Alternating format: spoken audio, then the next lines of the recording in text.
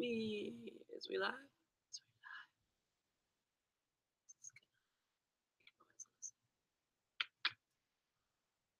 Yeah, we're live. Oh, hooray. Hooray for us. We are live. Huzzah. Hello, Internet. All right. Let me make sure that's not making noise.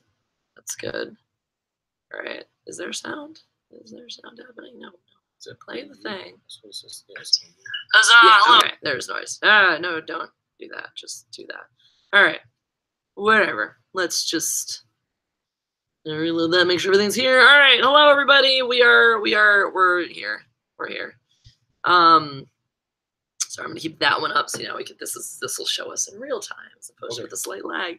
All right. Oh, Alex Leitz, you're going to sleep. That's too bad because you're actually a fencer. So whatever. Press the like button. Thank you, Eddie Duke.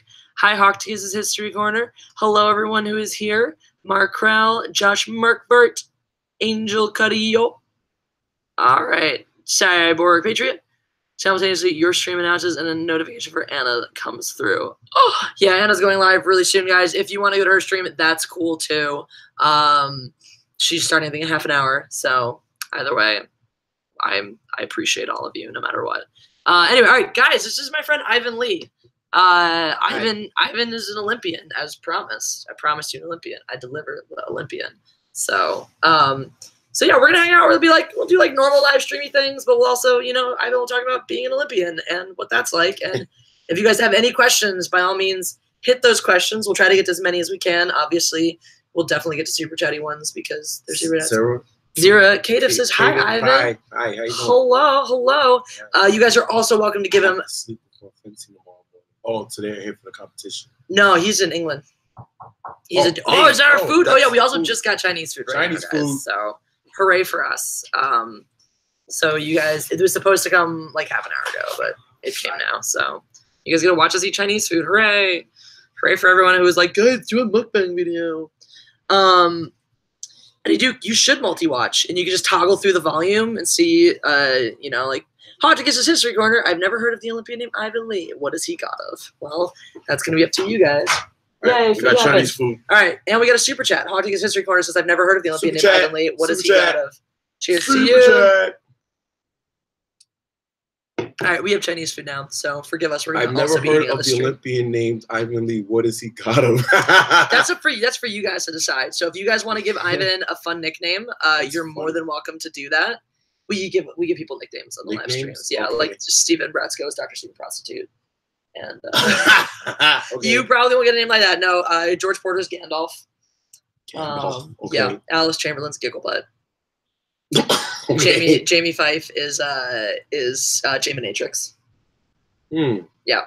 So that's So they get to come up with Ivan the Terrible. Alex, yes, he is a fencer. This is a fencing Olympian. Yeah, I'm old, but I did go to the Olympic Games. He did indeed. Yeah. Alex is an epéist in England. Okay. And he's got a fence tomorrow. Yeah. I'm a fencer. Trained. Yeah, I'm a fencer. Yes. Ivan the Terrible. On the strip, yeah, I'm terrible. He is terrible pretty. On the strip. He'll wreck you. Not nice. Ivan the Stabby. Ivan Lee equals Sexy Saber the Swashbuckler. So you will get input onto which one of these nicknames you would like to keep. Okay. So, Ivan the Stabby. I wouldn't call him terrible. He's not so bad. Ivan the not so bad. Okay. A sword fighter. Yes, that is correct. Just looked you up, Ivan. Have to admit, I'm not really into fencing, but what I could find sounds really impressive. How did you get into it? Excellent first question, Zirkative. So why don't Ivan A. Trump. Whoa.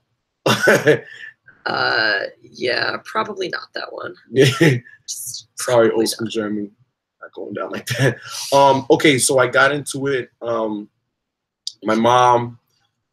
She heard about the sport through a coworker of hers, and also through her brother-in-law, my uncle. They both heard about Peter Russell Foundation, which is a nonprofit organization that teaches fencing to children in the 5 boroughs and surrounding areas of New York City for very low cost, nonprofit. So she found out about it, and she just said, try it one time and see if you like it. I tried it the first time. I walked in and I saw these little kids stabbing each other, and I was like, "Nah, I'm good. It's not for me." And then my mom just said, "No, try it one time, and if you like it, keep doing it. If not, no pressure." And I tried, and I got hooked immediately. And I guess that's how I got started. So that was 1993. It's a very addicting sport. Yeah. Alex, you probably are. He probably is young. He definitely. I'm pretty sure he's younger than you. Like 87. No, he's younger than you. Alex is an older dude. Oh yeah. Not like old. He's not like an old man. I'll be 38 next month. So I'm 37. Ivan, to drink your blood. What do you like most about fencing? I like hitting people in the head. Yeah. Absolutely. That's actually I got into saber. I used to fence foil. Yeah. And I kept hitting people on the mask. And they're like on target. Yeah, people tell me you're hitting off target. And I said, well, I like hitting people in the head. So he said, oh, if you like hitting people in the head, be a saber fencer. You should fence sabers. So Chinese food. Chinese food. We're busting out the Chinese food, guys. So that's how I got into saber. Oh, Alex, 44. He's got you. Level fencing when competitors keep getting charged with receiving stolen goods. Wow. Everyone thinks that they're the first person to come up with the fencing puns. Yeah. Everyone thinks they're the first. That's cute. And by cute, I mean annoying. Jesse we don't always pun. says that she beats you in fencing. Is it true? Jesse does not. Jesse has never said this. Jesse and I have never fenced. We have never fenced. This is true. I don't whoop my ass. I'm old now. I don't know. I'm not getting younger. So your family supported you trying out sports. That's great. Yep. Do you have any scars? No, I don't have any scars. I'm going to scar, but that's not from fencing. Yeah, she's going from the cops. Do we ever? I did tell you what really happened, right? No, no. We got distracted. I may or may not have crashed an electric scooter. Advent in the vet. Same. Oh yeah, I'm coming. I'm fencing vets. I'm letting you know right now. I'm fencing vets for sure. Future, we're gonna get another world championship. It's going down. My goal is to be vet world champion. I'd have to be 50. But my goal is to stay in shape, and by the time I turn 50, be better world champion. There's the big soup. Do you want the big soup? Yeah, I figured whoever doesn't eat the big one will eat the little one. All right. I mean, it doesn't matter. What did you both order? What did you? Well, we got wonton soup. Wonton soup. We got some pork and dumplings. Yeah, and then we got some fried rice and shit. Some fried rice. Orange chicken. Orange chicken, sesame chicken, all the good shit. Ooh, they gave us cookies. Hooray. Cookies are for later. Electric scooter scars. I only saw pictures of rapier from like the old school pictures at my club. Don't know anything else about it. Rapiers are dumb. Yeah. I mean, they're fine, I guess, but you can't. Jesse, if he picks out a name, are you going to break out an epee or foil and officially dub him? We fence saber, thank you very much. Yeah, we're saber fences. I don't have epee one. and foil. Those are bouncy. He didn't bring. Yeah, we don't do the bouncy. He didn't. You'll be world champ. I'm pretty sure. Thank you, old school Jimmy. I appreciate that. Vet world champion. I can't imagine it's easy, but I'm training for it, so I will be training for it. I ain't start yet. UK vets start at 40, which is stupid. Well, American vets start at 40 as well, but for world championships it's 50. So I got 10 years in my 40s to get ready for it. There's an orange peel in that one, so I'm guessing that's yours. Okay. And there are sesame seeds on this one, so I'm guessing that's mine. Good. Deductive reasoning skills. How do you guys prepare for a competition? Is there anything special or secret? For me, it's just a lot of practice. When I was training, I took lessons with my coach, Yuri Gelman. Shout out to Yuri Gelman. St. John's head coach, U.S. Olympic team coach. I hate his coach so much. Now he's just a jerk. Well, we're referees now, so I got to deal with him in a different light. He doesn't bother me. Well, yeah, bothers a lot of them. Plates if we want plates. Nice I was just plates. gonna eat out of the thing. But yeah, he was my coach, and you take a lot of lessons. You do a lot of footwork, a lot of general physical conditioning, and then try not to freak out before the competition. Over as much as you want. Yeah, not freaking out is important. Not freaking out is a big deal. People freak out, and then it's showtime. For me, it's I have an out of control ego. Anyone who knows me knows I got a big ego and I hate losing. So whenever I compete, it's the Ivan Lee show, and you came here to watch me put on the show, and that's how I train. That's how I practice. That's how I train. I can attest to this. That's how I am. I have refereed this man. You have to be a little crazy and a little bit egotistical to be really, really good, because it goes in. I mean, look at all the great athletes. Yeah. None of them have small egos. They all have big egos. It's also an individual sport, which means more because you have to have a lot of internal fortitude in order to succeed. Absolutely. And having high self-worth is part of that. It's a huge part of that. If you don't believe in yourself, you're not going to make it in the sport. No. Do you have any students you train long term? Students? No, I don't have students. No. You're going to though. Yeah. So yeah. Full disclosure, because I already came out and told everyone, I'm going to be coaching next year a college team, Long Island University. in Brooklyn is starting a Division I women's college team. Right now, they're a Division II team out at LIU Post, which is in Long Island campus. They're moving the fencing team to the Brooklyn campus, and I'm going to be coaching the team next year. So that's going to be my first real, like, big-time coaching experience. I've only been a fencer and a ref, so this is going to be something new for me, but I'm looking forward to it. So I will have students that I train down the line, but right now I'm still reffing, and it's that's fun, pretty much it. Sort of. What do I saw? This is entirely how I fence too. I always play up to my opponent and any audience go. Absolutely, yeah. If I have an audience, I'm looking for an audience. I want people to watch me. Hey, come watch me fence because you're about to see a shot. I'm about to throw down. Somebody about to get beat up, and it ain't gonna be me. That's my mentality. So yeah, stick with that mentality. Please, my friend, admit that Star Wars is crap. So don't read. You don't have to read anything like. Sorry, bro. Yeah. Cyborg Patriot, do you ever fence with a soundtrack, like in practice, like to help rhythm? I warm up my footwork to music all the time. Yeah, I love doing footwork to music. Yeah, whatever music that gets you pumped up. In the club was always my thing. 50 Cent in the club. I don't know, something about that song gets me amped. I hear it and I'm like, I'm ready to cut somebody. So that was always my jam. I have really specific ones that I warm up my footwork to and that I like do my warm up to. I used to warm up to Disturbed, to Down with the Sickness. Yeah. Okay. But I found out that they take themselves a little too seriously, so I would take myself a little too seriously and was not as good for fencing. So I switched to Fuel by Metallica, just a little more just fun. Sure. And then and now I warm up my footwork specifically to Planetary Go by My Chemical Romance and Mambo No. 5. That's right. Are there any vids of you on YouTube? Yeah, there are. If you type in Ivan Lee fencing, you'll see some. There's some of me getting my butt whipped, and then there's some of me beating other people up. Right, I get a little bit of both. Is it true that the old U.S. fencing logo was you? No, I wish. That would be funny. No. I mean, if it was, no one ever told me. I didn't get a cut or anything like that. But you should demand one retroactively. I heard this was modeled after me, so. Guten appetit. Good. Enjoy your meal. Thank you. Is that? That French? It's not French. Bon appetit is French, right? Guten is German. Guten is German. Appetit.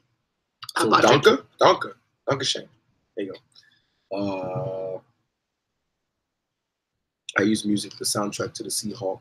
It works well in certain film fights, get me in the mood. Alex, and this is for all of you guys as well. Hi, Jamie. Jamie's here. Jamie Vibes here. Jamie, hey. Hi, Jamie. How you doing? Alex has a series on his channel where he reviews some of the best movie sword fights, and it's phenomenal. So you guys should check it out. He has an awesome British accent, and he's really cool. So, Alex is your mod. Feel free to post a link to your channel in the description so people can go check it out and watch those videos. I'm pleased by this wonton soup so far. Yeah, it's pretty I've mostly just been eating noodles out of it, but I'm excited for the wontons. These people, we had to try like 8,000 times to call them and actually get them to stay on the line long enough to take our order. Oh my God. It's a mess. It's a total mess. First time I called them, and then they picked up the phone, and they said, hold on. They just picked the phone and hung up. Yeah. Is your concentration still up with 40, or is you fencing more intuitive today? Find my phone. Well, in here, I'm still 21. And the actions are, I'm sharp. I'm ready to go. I know exactly what I need to do. And then something happens between the thought process and me actually physically getting on guard. And communication just doesn't translate from what's in here to here. So in my mind, I'm still fast. I can still fly. I can still parry with the best of them. I'm still sharp as attack. But when it actually comes out, it's not pretty. I'm old. I'm just shit happens. I'm just not what I used to be. So how bad did Peter school you earlier? Pete. So I fenced with Peter Souders. Pete Souders is he's in Boston right now. He takes lessons with David Sage. He kicked my butt pretty badly. I think we fenced 3 bouts. He beat me 15-11. I think another 15-11. And the last time it was 15-7 or 8. Could have been worse. Yeah.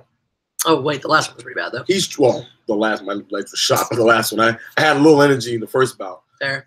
He's I think he's top 5, top 6 in the country. He's training to make the national team.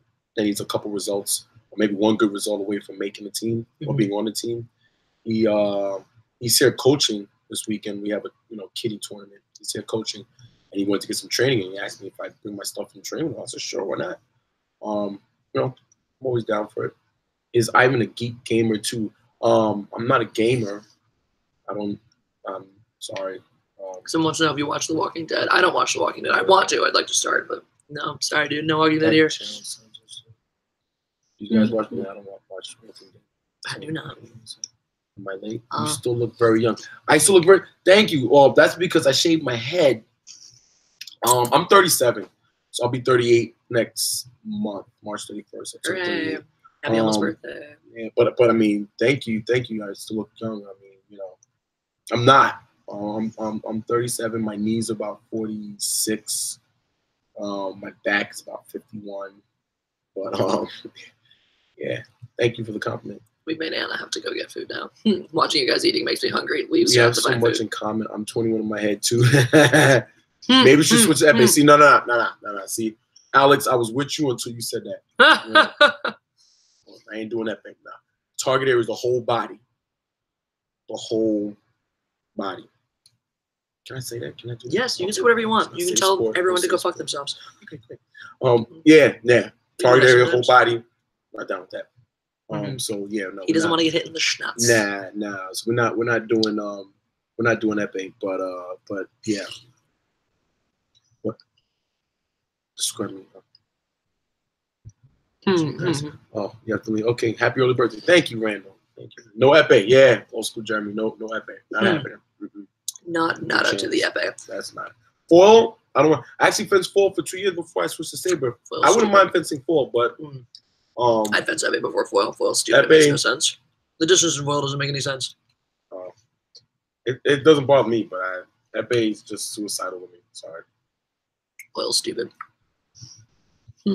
Yeah, super chat. Joshua Kerr. You guys gonna have a lightsaber match? Loser has to flip their bangs and smile after. I think you're gonna lose. I just called you a loser because I don't have bangs. I guess I'll drink to you, super chat. Okay, whatever, not happily. Not pleased, Joshua. Not pleased by your super chat. I might be Ivan in lightsaber. I know how to lightsaber. I'm good at lightsaber. What is epee? Epee is a weapon. It's one of the 3 weapons in fencing: a foil, epee, and saber. We fence saber. The target is everything from the waist up, so it's just like boxing. And you only make contact. You don't have to press the tip in. Just make any contact when the light comes on. So it's faster paced. Epee, the target is a whole body. I'm pretty sure it's the heaviest of the 3, right? It is the heaviest. Yeah. It's got the ball guard that covers the whole hand, and you have to hit perpendicularly. But the target is the whole body. Head, toe, the whole body, bro. Like, you can get hit anywhere. So I'm not down with that. Foil used to make sense once upon a time, not so much anymore. No, foil's never made sense. I'm with you on that. Foil has never made sense. Saber's definitely the only way to go, but foil's never made sense. Yeah. Well, I don't know. When they take out the halt for off target, or at least change the rule so that if one person hits off target and one person hits on, the person who actually managed to hit the scoring area gets a damn touch. Can I shout somebody out? Yeah. Shout out to Garrick Meinhardt. I'm a big Garrick Meinhardt fan. That dude he's the real deal. He's a foilist. He's a foil fencer. He's on the U.S. Olympic team. He's got I think multiple medals. I think he's got they have an Olympic. I know they have an Olympic team bronze, and I think, or individual bronze. I don't know. The dude's got medals, bro. I mean, sorry, Garrick. I don't know your results, but I know you got a ton of medals. And he's the man. I saw this bout, this touch that he scored, and he took a parry, and the guy was trying to parry him back, and he did like 35,000 feints, and then he goes behind the back and hits him right in the middle of the chest, and it walks away. It was disrespectful, but that's good. I love that. Oh, we got it. Matthew McDade says Mighty Matt. Bye. Mighty Matt was on the live stream and cool. Matthew. Yeah, I'm a big Eric Minor fan. I like his style. You know, and no disrespect to the rest of the full team. Race the man, Miles, Nick, Alex, all you guys are. You guys are the real deal, man. I'm a big fan of you guys. Peyton Godex, and anyone who hasn't been here since the beginning, this is Ivan Lee. He's an Olympic saber fencer. Right. And we're just hanging out, eating some Chinese food, and chatting about fencing and whatever else you guys want to talk about. Also, if you have not done so already, make sure you press the like button.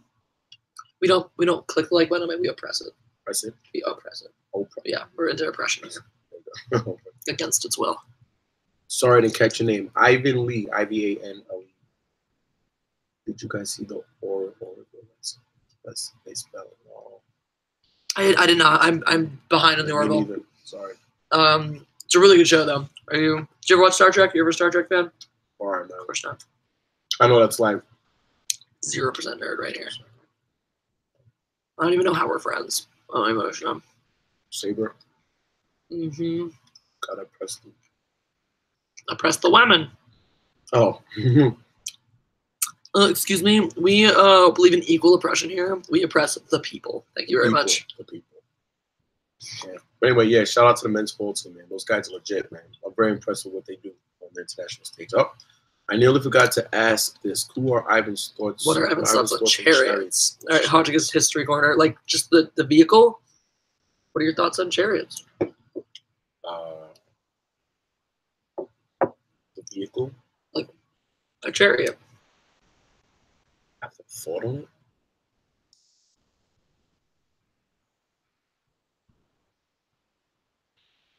Well, wait, who asked the question? Where is it? Hodgkin's history corner. All right, well, what are your thoughts on chariots? And maybe if you give me a thought or an opinion on it, I might have something to counter with. Matthew, we're in Cleveland. Because why? Cleveland, right. Trying to guess what building in the background. Oh, that's a picture. It's not like the actual background. Yeah, we're in Cleveland. Yeah. There's a fencing competition here in Cleveland, and we're referees, saber referees.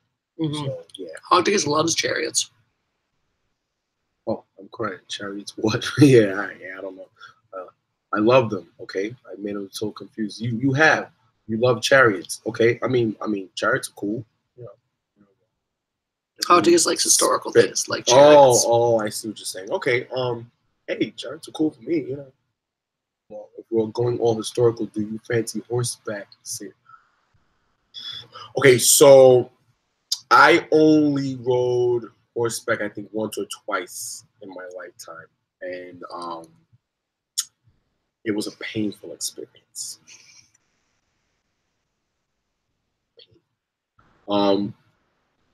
So I think Ivan likes his nuts almost as much as Jeremy likes his penis. Yeah. Jeremy from Geeks and Gamers has been talking about his slightly above average penis quite frequently lately. Okay. Yeah. So, you know, I prefer to stay on a fencing strip where the ground stays still and the people move. I kind of like that. I would love to. I've always wanted to combine my love of fencing and my love of horses. I like turtles. Robots are trying to take over the galaxy. Like turtles.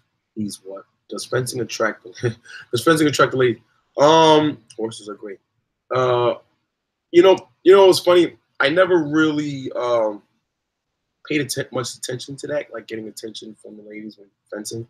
For me, it's just I only care about winning. Always has gotten attention from the ladies, so he's never noticed. Just the same for him, no matter where he is.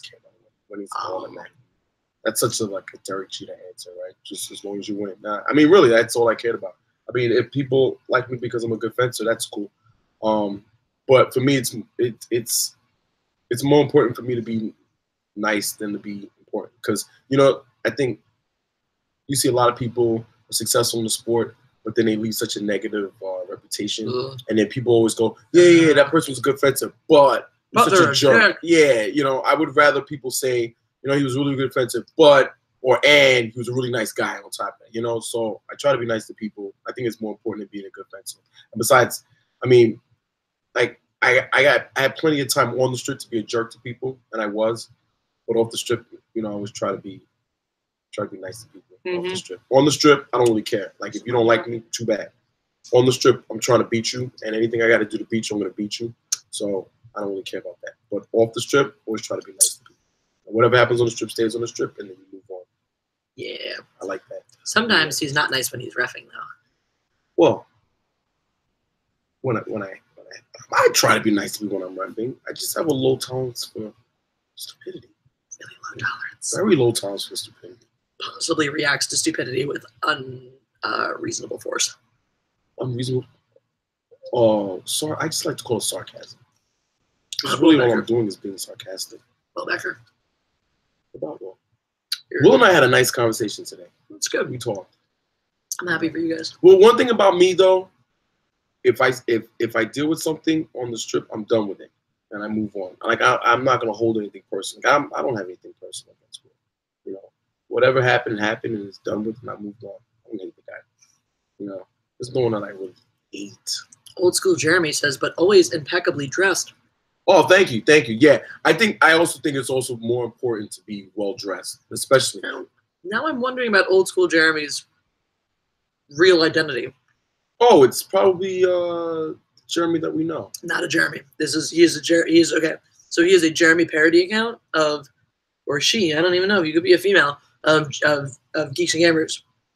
Jeremy. So their real identity could be anybody. If the person knows that I'm always impeccably dressed, it's got to be someone in. Presumably, fencer, yeah. It was a Saber fencer. Right. Because they said Saber's the best, or a coach, or whatever. Well, they said Saber. They said that they were talking about how Saber's the best. Oh, well, then it's probably a Saber fencer, or maybe a fellow Saber ref. Or coach.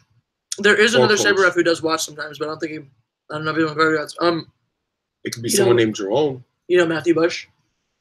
Yeah, I know Matt Bush. Yeah. He watches these a lot of the time. Okay. And he's awesome. Matt, yeah, I know Matt. I met him a couple nights ago. Nice guy. Yeah, really nice guy. It was always better to be a nice person. Nice guy. Because if I met him, I was like, hey, he's a jerk. Not a douche. We may have talked about one certain French coach on my channel before. Oh boy. Yeah. Okay, we're gonna move on. He straight up will not coach on my strip now. He will not. You know what's funny? He'll talk to me, but he doesn't ever argue with me anymore. He won't even coach on my strip. Yeah. He sends his other little buddy. Oh. Or that guy who's wearing the camo, the red camo. There was a wrestler who made like state, and a kid from New Jersey picked the other kid by the balls and hurt the kid, and the kid from New Jersey was charged with a felony. Oh. Okay. All right. Thanks for the story. That's upsetting. Yeah. I mean, that's not a felony, right? Maybe. Maybe if you try to intentionally hurt him, I guess. I try to be like a Jimmy Connors of fencing, always fun while wanting to win. Well, Jimmy Connors was left-handed. Like, I'm left-handed. Jimmy Connors, I think, was competing well into his 40s. So, Jimmy Connors. But always impeccably dressed. Yeah, I think old school Jeremy's offensive for sure. If you know that I'm always impeccably dressed, then you have to be to nags. Because that's the only time I get dressed up is when I'm rapping. I take a lot of pride in it. I have a really, really nice closet at home. What if old school Jeremy is Matthew Bush in disguise? Could be. Oh. Could be. Who tends to be better at fencing? Nasty or kind people? Nasty. Like I'm on the strip. I'm not nice at all. I gotta be honest with you. You have to have that sort of desire to maim. Hello, Jesse Milestone. It's me, the Taco Cat. Hello, Taco Cat. Welcome, Taco Cat. Disney now owns Fox Entertainment. Thank you. That's the thing that happened.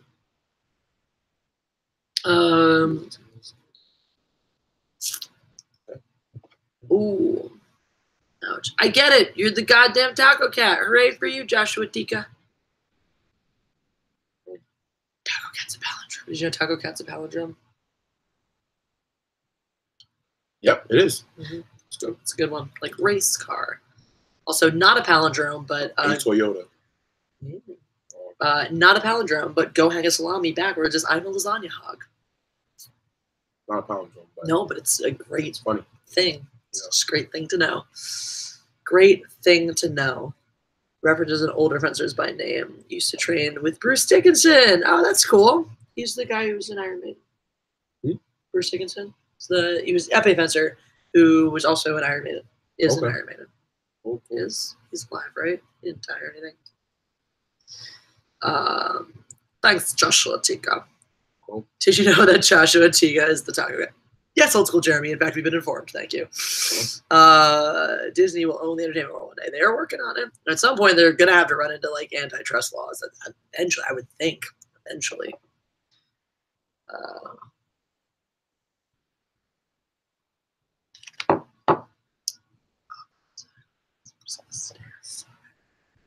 gonna stare at you until you say something interesting. Somebody say something. Somebody Do you have any say questions? something. You should ask me a question. You should ask him questions. I'll ask him questions too at some point.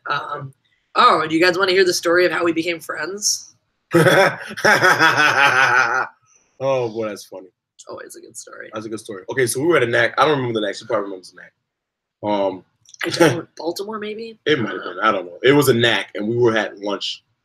I didn't know who she was. She didn't know who I was. I knew who you were. Oh, okay. I guess you knew who I was. I had met you twice previously at various things when you come down to Ref SaberCon or some stuff. Don't reset like a goose. Well, I'll tell the story and then I'll answer that question. Like a ghost. No, don't answer the question. Don't answer the question. No, don't answer the question. They told me not to answer the question. Okay, I'll answer that question. All right, we'll get back to we'll tell the story first. Sure. So we're at a NAC, and I'm walking into the lunchroom to get lunch. And you sat down next to me. And I sat down next to her. Yeah. And she got up to go get something else, and then she comes back. I had crafted. I don't whatever it was. You came back and sat down and said it. And maybe you sat down. I sat down next to you because whatever it was, I had just. Well, we were definitely sitting next to each other when you made the comment. Mm. I just remember you bringing the food over to the table and sitting down, and then as you were sitting down, it was a beautifully crafted gyro. Right? It was Make Your Own Gyro Day, which we've never had since then. Right. And I did this beautiful gyro on my plate. Yeah, it's true. And I sat down and I stared at my food and I said, "Let's see if you taste as good as you look." And I looked at her and I busted out laughing.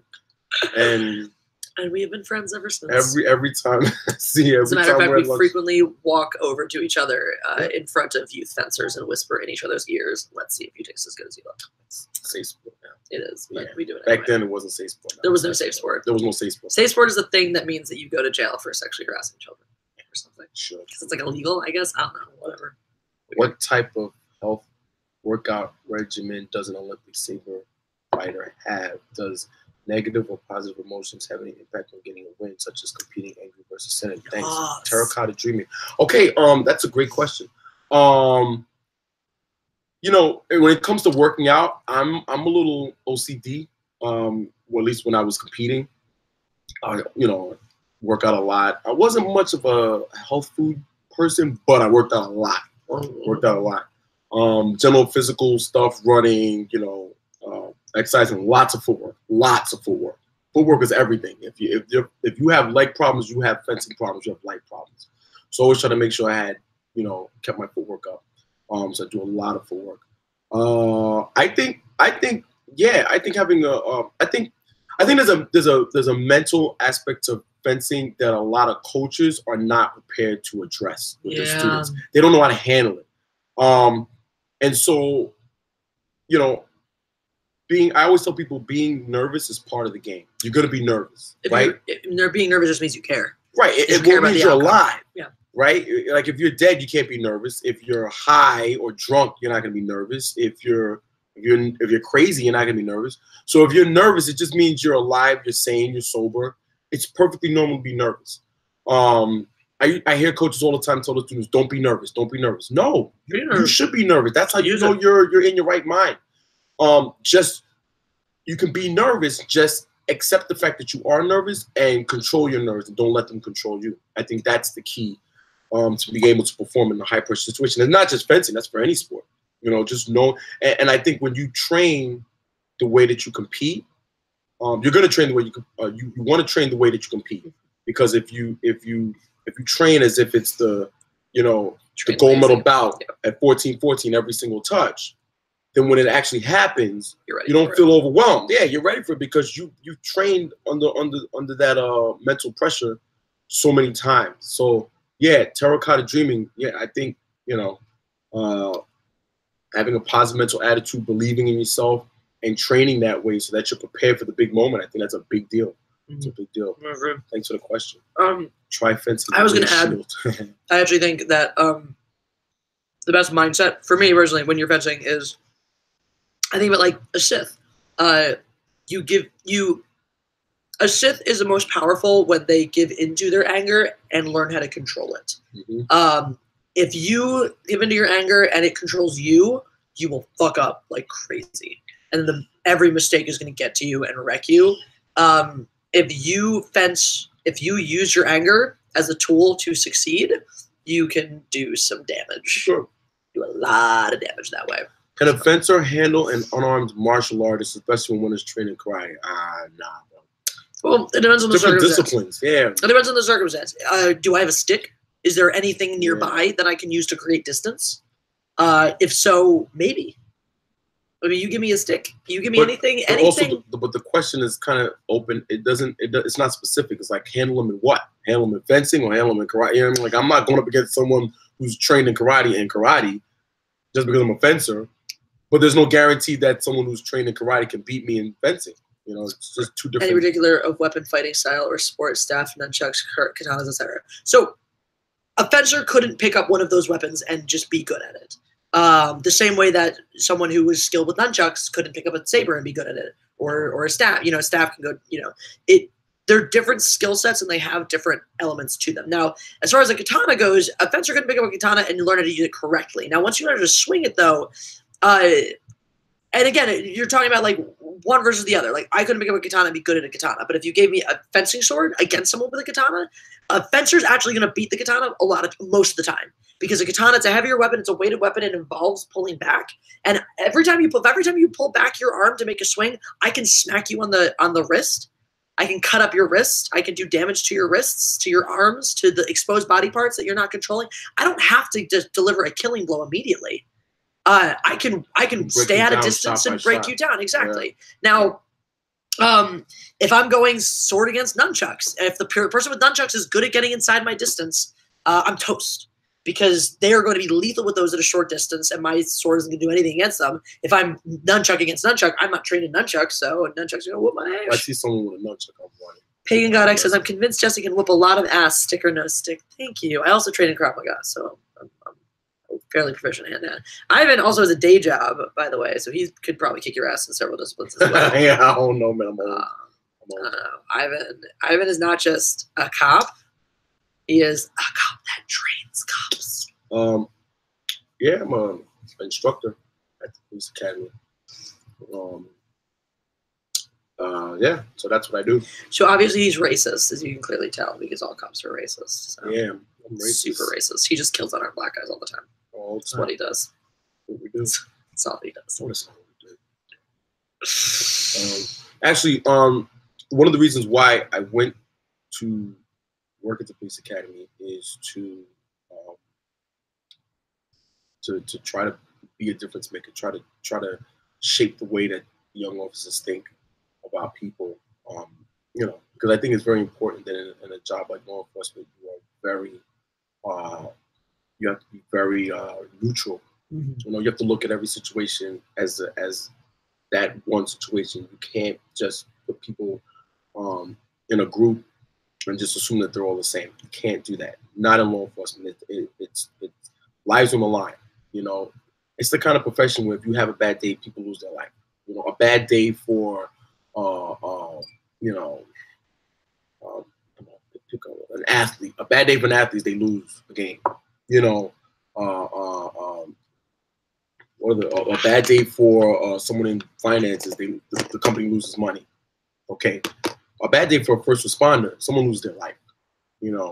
So, we have a lot of power in law enforcement. We have a lot of power. We have a lot of authority.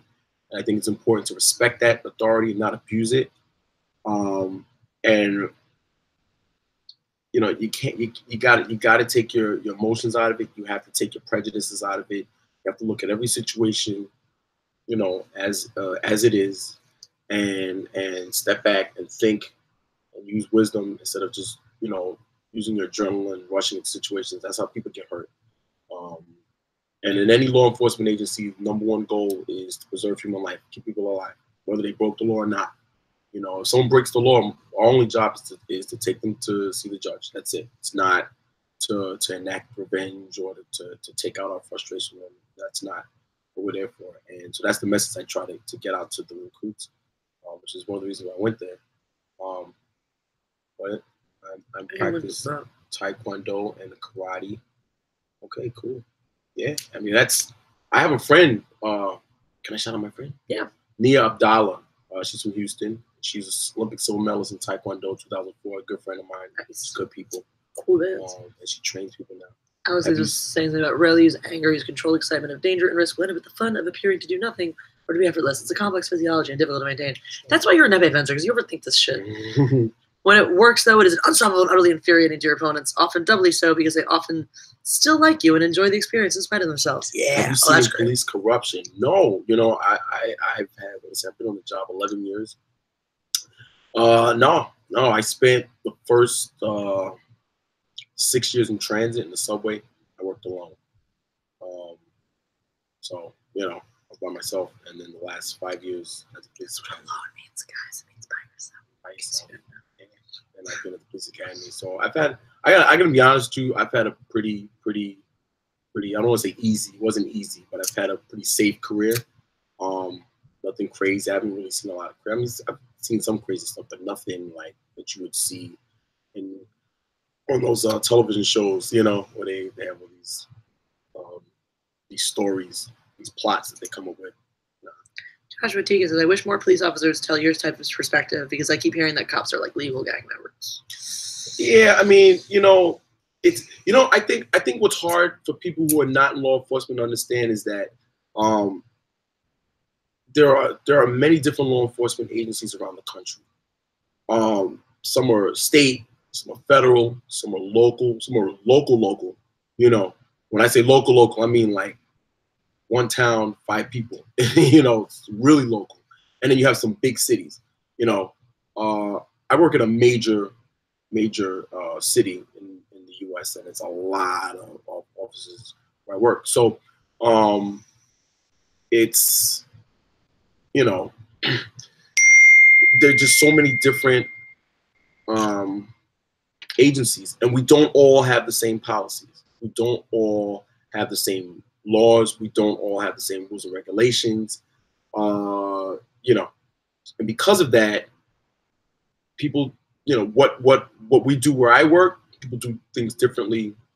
You know, in the next state over, or in the next town over, do things differently. So, and so you might see something. You might see cops doing certain things a certain way in Texas, right? Well, I don't work in Texas, so you know, people might come to me and say, "What do you think about that?" I said, "Well, you know, you got to be guided by what the rules and regulations are in Texas and what the state laws in Texas or that town where they work in, you know, how they dictate or how they control how they work. It's different from, you know, from state to state, city to city. Charges are different. The tactics are different. The things that they're taught are different. The way they operate, the way they put people over, you know, everything is different. And so there isn't one way of policing in America. There are many different ways of doing it. There are things that certain agencies are allowed to do that where I work, not allowed to do. You know, different tactics and stuff like that. Matthew McDade says, I have a fighting question. How would you train a sword user how to get past a spear or poke arms? Do you have any thoughts on that? Because how would you train sword users?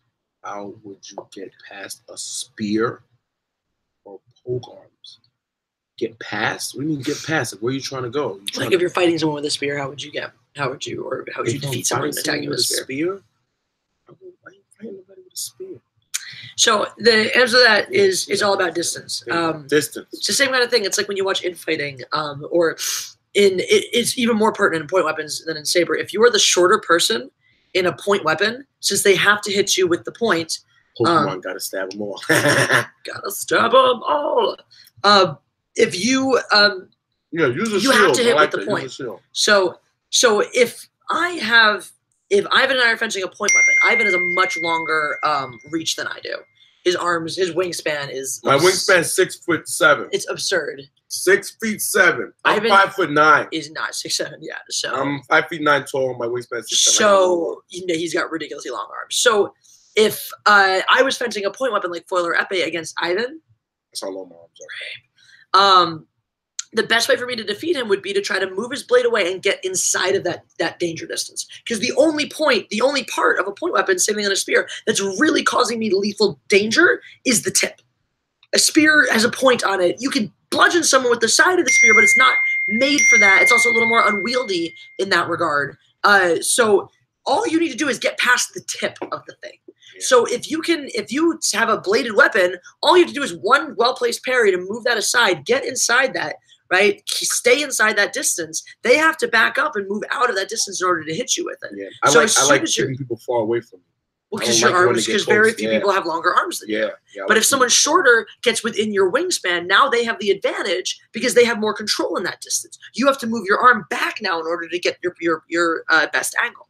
So when you're facing with a longer weapon like that, you want to get inside that distance.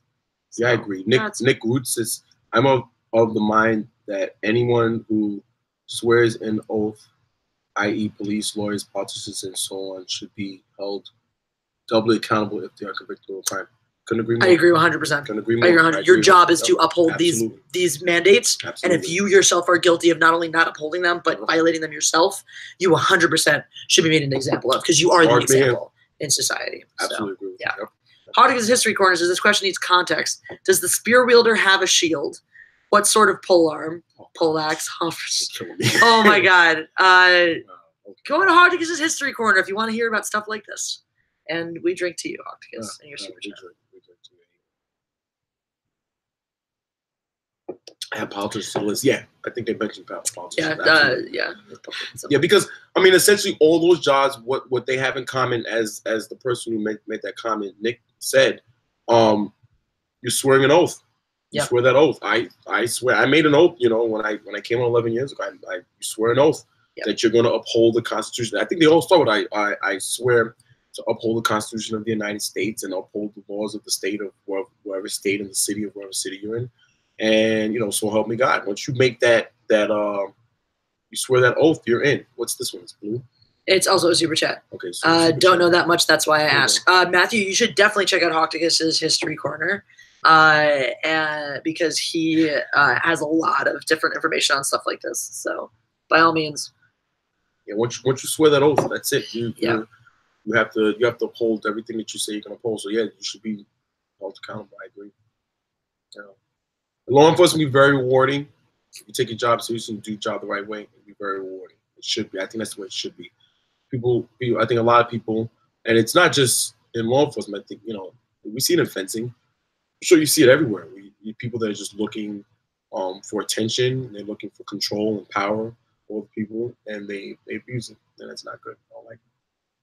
It's one of the reasons why I went to the academy, to try to, you know, get people to understand and respect authority that you've been given. Have you ever arrested someone for carrying weed, and do you think it should be legalized? Yes, I have arrested people because that's what the law says. You can't do it. You know, you can't do it. At least not in public, anyway. That should be legal. I don't live an opinion one way or the other. Like, I don't care. You know, like if it's legalized, it's legalized. If it's not, it's not. You know, my job as an officer is not to have an opinion on what should be or shouldn't be. It's just, if it's illegal, you can't do it. My job is to enforce it, and I just stick to that. So I don't really have an opinion one way or the other. Is it true that as a cop, if you see a crime, you have to act even if you're off duty? Okay, so that's a good question, Matthew McDade. Very good question. Mighty Matt. That's one of the questions, as I said before. Anyone who's listening before, it goes by state, city, county, town, wherever, you know, different rules. Where I work, and I'm not saying where I work for those of you who haven't figured it out by now, but because obviously, you know, he works in a police. I work in the police department. In America. Right. But where I work, you are, whether you're on or off duty, you must take police action. Now, it depends on the crime. So if you're on duty, obviously, you take police action. You have to take police action. If you're off duty, and I know a lot of places similar to where I work the same way. If you're off duty, I believe it must be like a felony. I believe it's a felony, I think Class A felony, and in fact happened. Not you suspected it may have happened. It must have. It has to have actually happened, and it must be a felony for you to take police action. And police action could be anything from call 911 and get working units there, to jumping in and stopping a crime that a crime against persons, which would be like a robbery, Zero Gative, thank assault, you for turning in. things like that. So yeah, so if I'm off duty and I see somebody being assaulted, yeah, I'm gonna act. I'm gonna jump in and try to stop that assault. Obviously, if I'm off duty in the subway and I see somebody jump the turnstile, I'm not gonna go tackle that guy. I don't care. I'm off duty. Let the on duty cop, because that's not a crime where someone's being hurt. That's just someone not paying their fares, or something like that. Or if I'm off duty and I see somebody smoking weed on the sidewalk, I'm not going to I'm not gonna just, go tackle that guy or go lock that guy up. Smoking weed, let someone else do it. But if it's a crime against a person where someone's being victimized physically, hurt, robbed, something like that, yeah, you gotta take police action. You gotta do it. So, hold on, what was that? Swaggering assholes do pop up in fencing. It's strangely rare. Yeah, they do. They definitely do. Yep. Why are policemen and soldiers so pro-Trump? Thank you, Ivan. Thank you, Jess. It's been a great opportunity to ask some questions. I got to get some sleep now. Sure. All right, Sarah. While fencing, do you aim precisely where to hit? Yeah. Alex also says, "Damn, I should sleep." Good night, Alex. Thank you for participating. If you got to sleep. You're allowed to sleep if you need to, I suppose. Do you aim precisely where to hit? I make up my mind where I'm gonna cut, and I cut. But I don't think about where I'm cutting, because that's just a product of taking good lessons and having good technique and muscle memory. Your hand always being in the right position from training. Yeah, you practice targeting specific spots assiduously so that you have that kind of control over the point of your blade, so that when you go out and fence and you think, I'm cutting to the flank, this is the general target area I'm cutting to, and your hand just goes to the right spot. Absolutely. Yeah. So you think of the region usually of the body where you're aiming for. Not all. I understand what you're saying. There are a lot of law enforcement officers and soldiers that are pro-Trump, but not all of them are. So there's a couple of reasons I would say for that. Is that the blue-collar working class tends to favor him, and that's most of those people fall into that bracket. And then additionally, as far as the Army is concerned, part of your job as in the military is to be loyal to the president. So I would think that is the case. Now, there's several high-ranking generals that are not pro-Trump for various reasons. Matthew brought up a good point. Soldiers are not all pro-Trump. As a soldier, you represent the government. You're not supposed to talk. Yeah, it's true. This is true. So you don't make comments. Yeah, your job is just to follow orders. Which actually is sort of one of the shames for me of this current administration is the attempts to politicize the military, is to do all these. Whenever he speaks in front of the military, to make it political and partisan, which is not really what the military is about. So that's just, but Trump doesn't play by the rules. That's why we love him. We'll hand him all of the power and let him run our country for us. Into the ground. Yeah, Joshua Teague made a very good point. Soldiers should be loyal to the country, not a politician, correct, party, etc. Exactly. Which is why whether the president is Democratic or Republican or independent or whatever, you still have your job. And you should be equally loyal to one if they change hands the next day and it's someone who's going to complete polar opposite because they represent your country. Yeah. Yes, Matthew McDade is a veteran. And thank you for your service, Matthew. And I'm not a veteran, but law enforcement and many municipalities, filled with a lot of veterans. It's a common job that a lot of veterans take when they come back to the States. I think for a lot of law enforcement personnel, their job is paramilitary. And what we mean by paramilitary is that we follow a lot of the customs that members of the military follow. The attention to detail, the formation structure, standing at attention, saluting, things like that, taking orders, yes sir, yes ma'am, that sort of thing. So yeah, you take your job seriously. Our job is just to follow, to obey the rules and regulations, to enforce them, and to follow orders. That's it. Our opinions don't matter and shouldn't matter. If you commit a crime, I might think that you shouldn't go to jail for it, but it's not my call to make. You broke the law. My job is to take you to see the judge. Let the judge make that decision. Just a couple of these lobster as the military, and especially the veteran community, has been used as a political currency for a long time. I agree, and it's wrong, and especially because when you treat the veteran community as a currency, you stop treating them as humans. They're a bargaining chip, and then they don't get the care that they need. Lobster 11, I agree. I've heard from a lot of people who've said things like that, and it's wrong. It's wrong no matter who does it, no matter if you're a Democrat or Republican. Mauricio Valente says, to be fair, politicizing the military and law enforcement is nothing new. It is not nothing new, but that doesn't make it okay. Right. And I'm going to be critical of a Democratic president who does that. I'm going to be critical of a Republican president who does that. Agreed. I don't care. I mean, you could be a Green Party president or an independent president. I don't care who you are. If you're politicizing the military, you're doing something wrong. Yeah. And it's wrong no matter who does it, no matter when they do it. I don't think there are Democrats in the military. There are Republicans in the military. There are Democrats in law enforcement. There are Republicans in law enforcement. And that's your personal, your political views are yours. Exactly. And everyone has a right to, we live in a country where everyone has a right to believe and feel the way they want to believe and feel. You have that right. So the military as a body is neither government nor Republican. It's right. Democratic or Republican. It's American. Yeah, it's American. The military is American. Exactly. And me, I'm American. I was born in the United States. I lived in the United States my whole life. I'm American. I don't even subscribe to the whole African American thing. Why do I have to be a subsection of American? I'm American. I'm just as American as any white person who lives in this country, who's born in this country. I'm American. Yeah, that's it.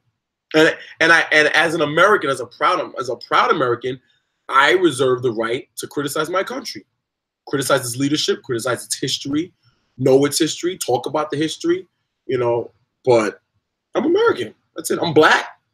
Y'all can see that, right? I'm black.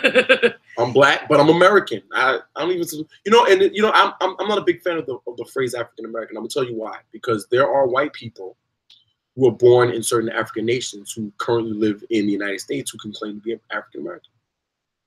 So being African American means what? Doesn't mean you're black. African heritage. Right. I don't call myself a Polish American. Yeah. That's the thing. It was a whole American. Like discussion. Are you a Jewish American or an American Jew? I'm like, it doesn't matter. I'm American. I'm American. I have no other country to call home. Yeah. Back to where? Right. My father's from Trinidad. Right. I wasn't born in Trinidad. He's Trinidadian. I'm American. I was born here. It's my country. So look. USA. That's it. USA. I'm American all the way. That's just me. I don't have to be anything else. I don't have to be African American or this American or that American. I'm American. I was born in my country. Damn straight. What else we got? North Americans, South Americans, the term American must expand. We're all Americans, all different shapes, sizes. I'm down with that. Central American, South American, sure. North American.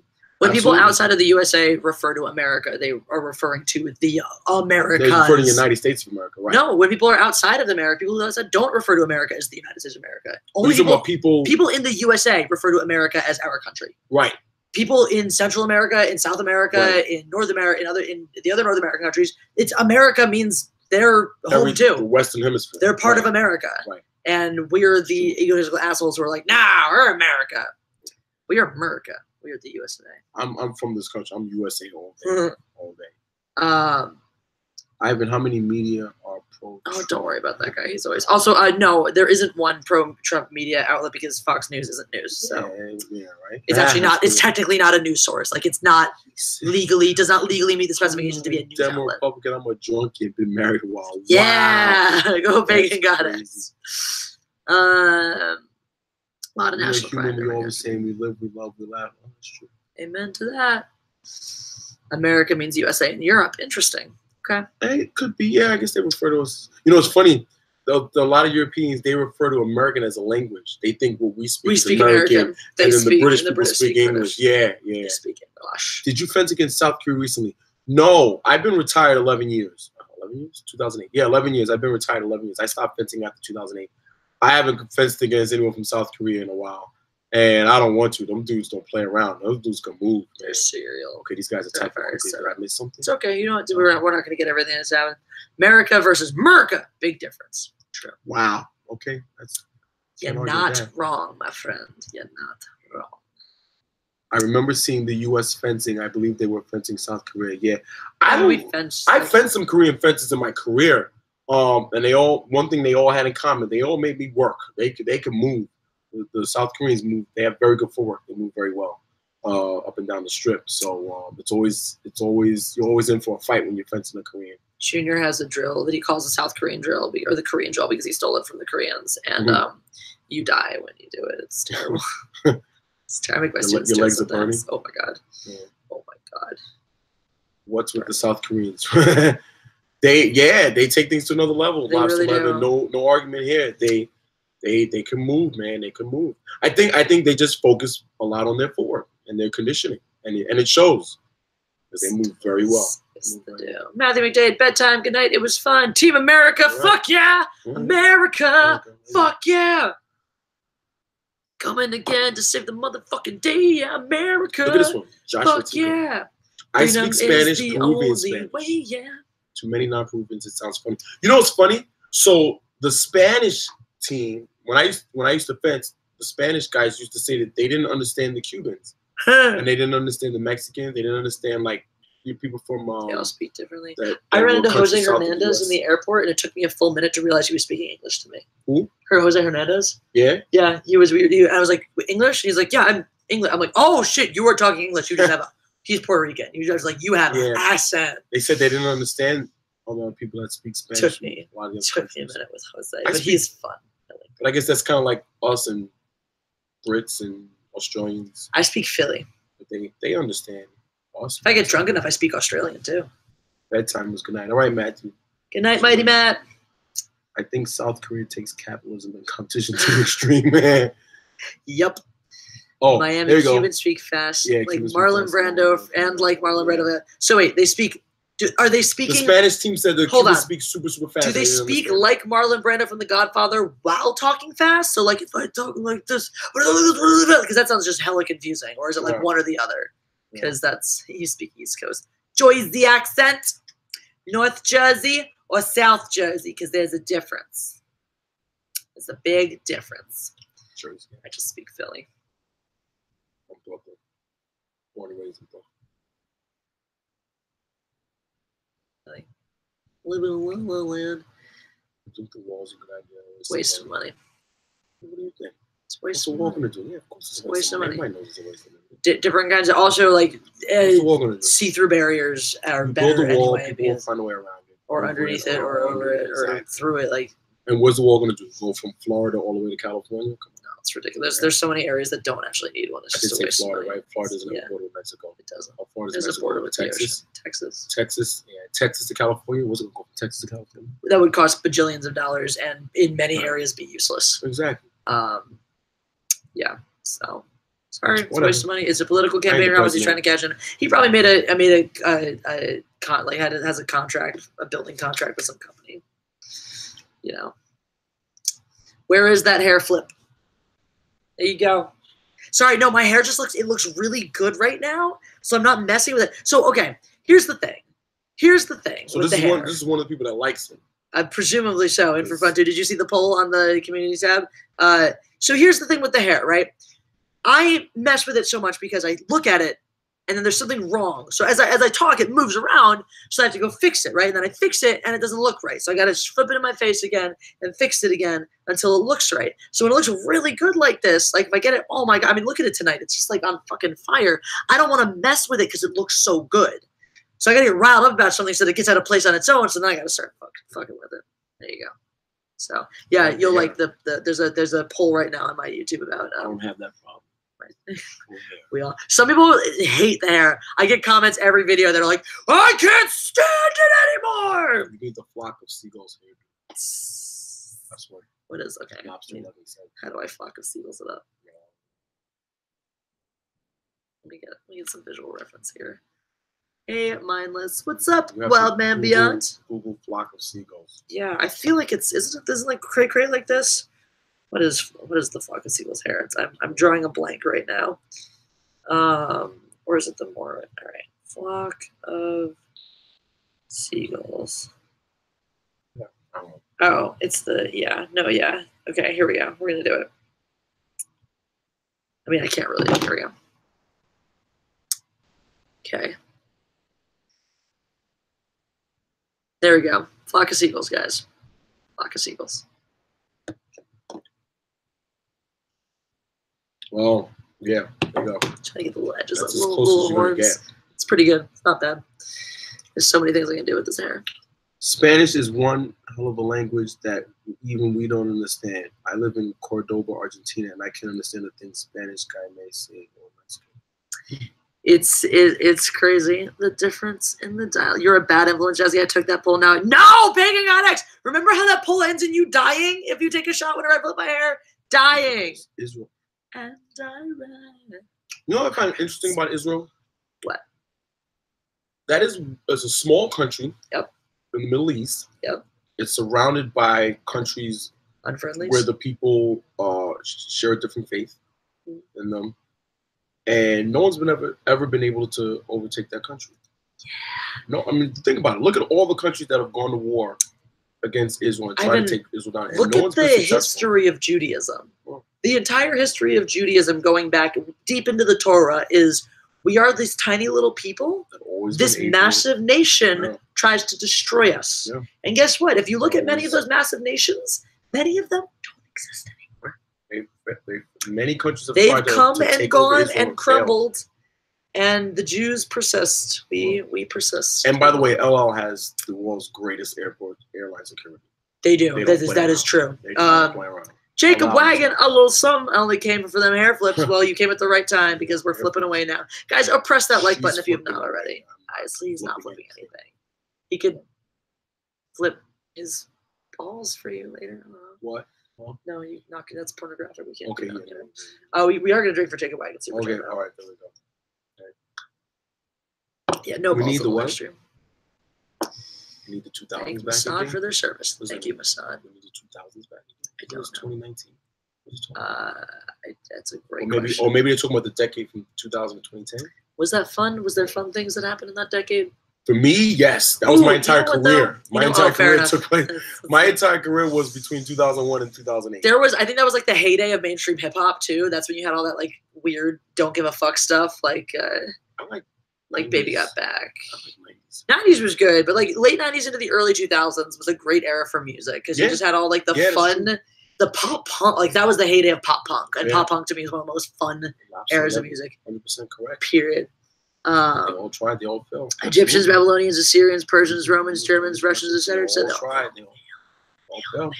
Can't argue that. Yep. Israel is still standing. Israel is still there. It's a small country. My people still live. The Germans came the closest. They definitely came. Germans came close to getting everybody. They came close to getting everyone. Getting the fucking world. Yeah, but it didn't happen. Last serious bid for world domination. Yeah. I'll go back to the 90s and 2000s. Yeah, we need some of the 90s now. Well, you get your wish, Captain Nabil, because Captain Marvel is a 90s period piece that comes out next week. So you can just go see Captain Marvel if you want to experience the 90s. Because definitely the 90s was full of Brie Larson's identity politics. Have you heard? I don't know if you probably haven't heard it. So Brie Larson is playing Captain Marvel in the Marvel movies, and it's one of the reasons why we keep talking about this is because she has said things like she doesn't give a shit what. Specifically, she made a statement regarding Wrinkle in Time, which was a black female cast, and she said, "I don't care what a white man thinks about that movie. I don't care what a white male critic says about that movie because it's not for him, so his opinion doesn't matter. He's not allowed to have an opinion on The Wrinkle in Time because it wasn't made for him.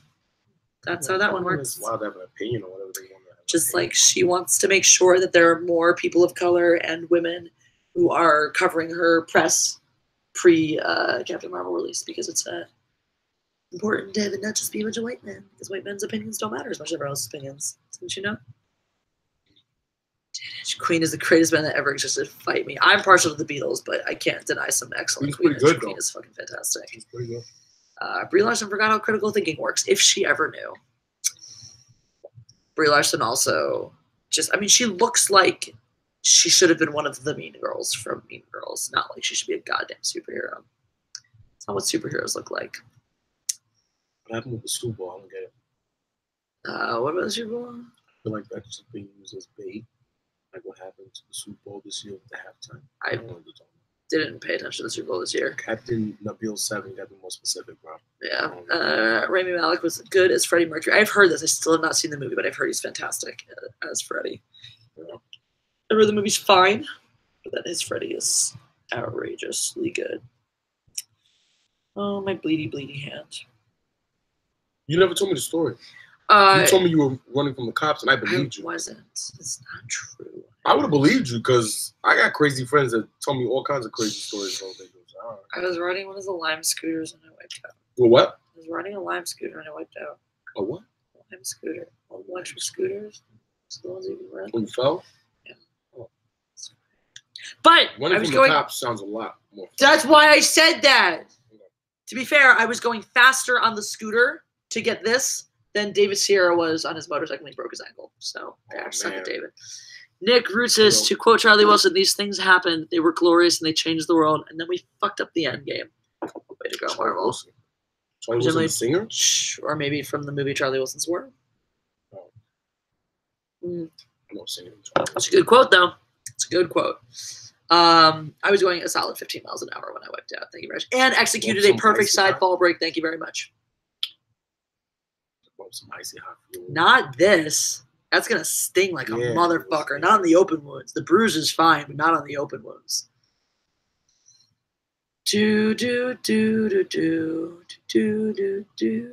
God damn, whoever typed the fucking that is now stuck in my head. Do these people have like spell check when they type? No, they don't.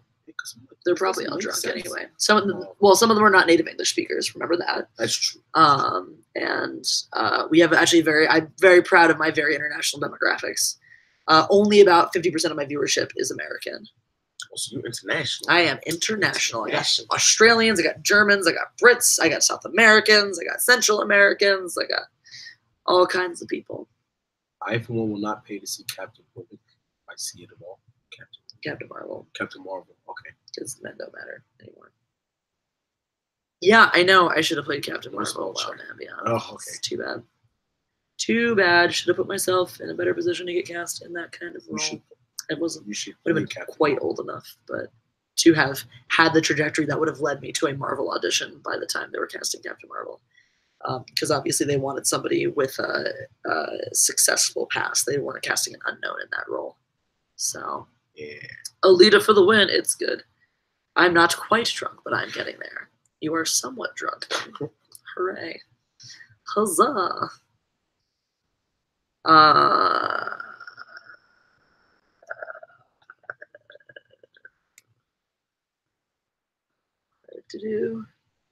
feel like we're living in the Matrix and we need the red pill out of here. Wow. Peter Griffin is wild. Mom loves you. My keyboard sticks a bit. Funny. That's funny. Funny. We all need the red pill, folks.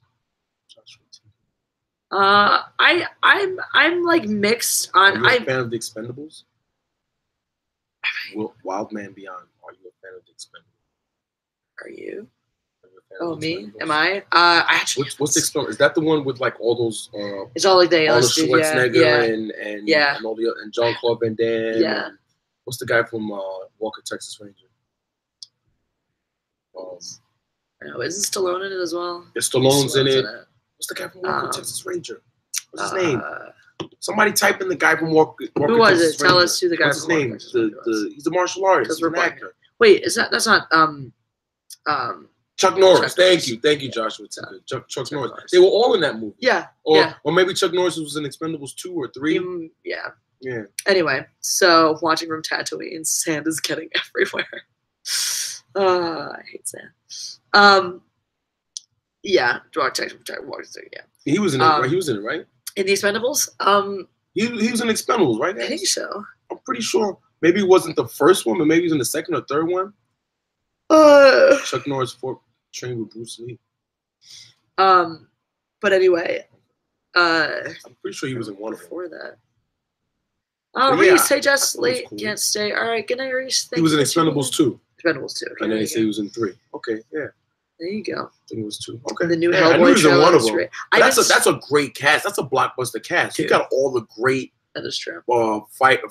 Fighting actors in one movie. It's great. Yeah. I think it's exciting. Yeah. Yeah. The new Hellboy trailer looks great, Tibble. I haven't watched the new trailer. I was not impressed with the first trailer. As a fan of the original Hellboy and the way they did that, I don't like the look they're going for. Hellboy was an action flick that had really good comedy in it, and a lot of that was hinged on the lead character. The first trailer I saw looks like a comedy with action in it. So I'll have to take a look. Second one's better. All right, maybe I'll cover that on the channel. If you guys want to see a reaction or response video to that, we can talk about that because I like that. Not a fan of Ron Perlman, but I can separate the art from the artist. Fair enough. Fair enough. Ron Perlman, Hellboy was my Hellboy. Hell yeah. That's true for most of us. Yeah. Why they call it a trailer? I don't know. It's just a word that they use to describe a thing that teases a movie. The promotional teaser thing. Is that? I thought we were supposed to get the fried rice. That looks white. Yeah. This one's fried. If you want fried rice. Yeah. Actually, I'm fine with the white. Yeah. Yeah. Rice. Since it's here. Deadly Class. You heard of that? Deadly Class. I never heard of that. Never heard of it. You know what show that I've been watching that I like? The Masked Singer. Really?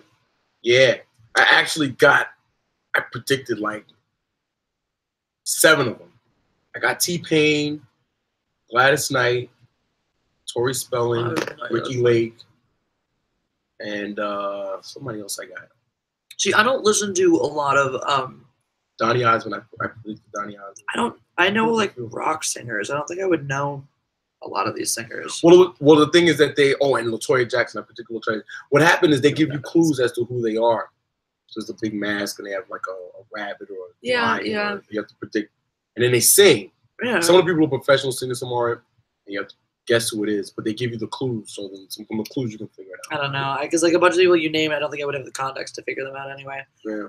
I'm into music, so I'm a music person. I'm not really a movies person. I'm more of a music person. So a lot of people are kind of with the clues, you can kind of figure it out. Yeah, I like first season just ended. Rock music. I just got Breaking Benjamin's album that came out last year, and I'm in love with it. So that's all. Just makes me happy. Was good. Mm-hmm. Peacock, my favorite. Yeah, Diane was good. Oh, look at that. Speaking of Masked Singer, it was originally a Korean show called King of Masked Singer, Episode 11. Huh. I figure. Yeah, the plug. Okay, knew LaToya had been a police officer for, Well, once they said Indiana, I said, they said Indiana and a big family. So I knew it had to be one of the Jacksons. And I figured, well, it can't be Janet. So I figured it's got to be LaToya. Okay. Andrew Run 2 says, favorite song? What's your favorite song, Ivan? Favorite song? Baby Be Mine, Michael Jackson. I would say that's up there. Mine, I have so many songs that I absolutely love. One of my favorites of all time is Tell Me What You See by the Beatles. And actually, I've just seen a phase. I have a bunch of Beatles songs that I absolutely love. I've just seen a phase, a huge one. That was my lullaby. So my mom used to sing that to me when I was going to bed at night. So I've just seen a phase. It's probably that or Tell Me What You See. They're just good songs that I could listen to endlessly and not get sick of. I have a lot of songs like that. There's a lot of songs I can listen to. Bee Gees, Staying Alive. Superstition. Didn't know you were friends with that Star Wars girl, Geeks and Gamers. Really? Oh, yeah. They're my peeps. Love the rants you have done defending them with the hoes who've gone after them for no reason. Yeah, fuck those people. Oh, me. Yeah, I was not even that Star Wars girl. No, they're great. So I met Anna because of Geeks and Gamers. I reached out to Geeks and Gamers last year to do a collaboration, and Jeremy invited me on board to make some videos. Now we're super tight. He's just such a cool dude. And I met Anna because of that. She came on Geeks and Gamers shortly thereafter. We've met in person a bunch of times because she lives, in SoCal. And she's so cool. I mean, she's a little firecracker, and I love her. We should go to Brazil, the Comic-Con. Huh, okay. Get me booked as a guest. Right? I don't just go to cons because they don't like people. But who is the bald guy? This is Ivan Lee. He's an Olympic fencer. Hi. Arc Dracul wanted to know.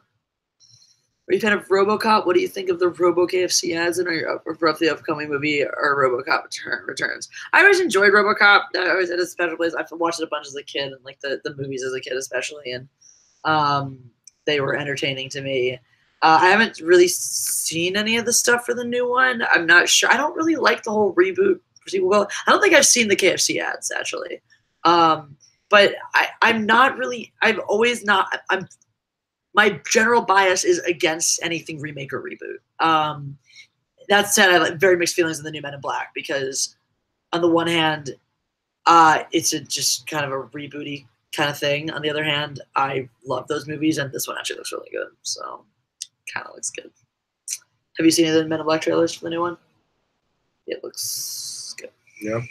Yeah. So you some kind of super athlete, huh? Yeah. No. He was. I was a pretty good fencer back in the day, and now I'm just washed up. I'm old. My husband. They trust me. If you want to follow fencing, there are a lot of good fencers out there that you should be watching now. I'm definitely old news. I had a lot to say. I did a little fencing when I was in college. Cool, loved it. Great work. I was actually really good basis when I started. Yeah.